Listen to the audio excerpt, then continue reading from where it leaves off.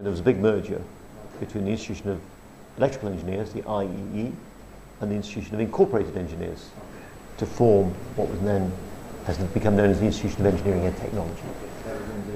Yes, and the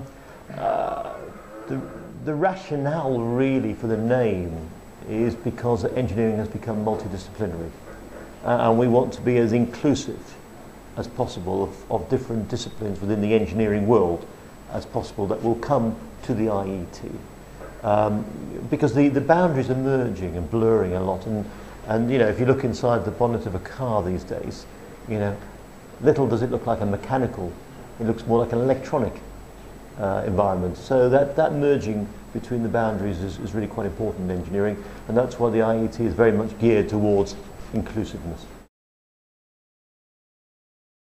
The problem is that there is a too small a proportion of engineers who are employed. Like the UK, more people would like to see their children go to university, and that's fine, providing the courses are being developed and giving the pupils the broad skills needed to make them employable. And one of the things that the IET does is we do accreditation of university courses. We do it hugely in the UK.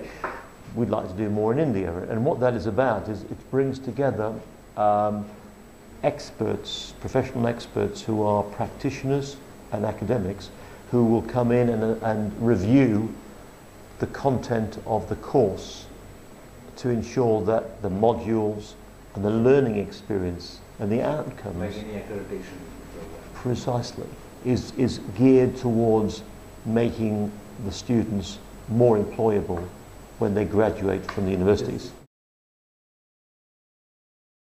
One of our aims is to use our volunteers, because we're a volunteer-driven organisation, and our volunteers are made up of experts who are mobilised to go in and do this work. So the more that we can do it, the more accreditation programs we can have, the more engineers can then apply to become professionally recognised by being a chartered engineer.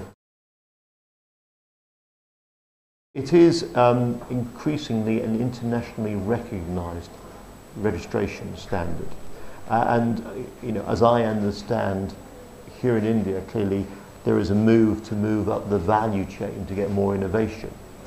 And by having more engineers who have been assessed at these levels of internationally recognised registrations, it does two things.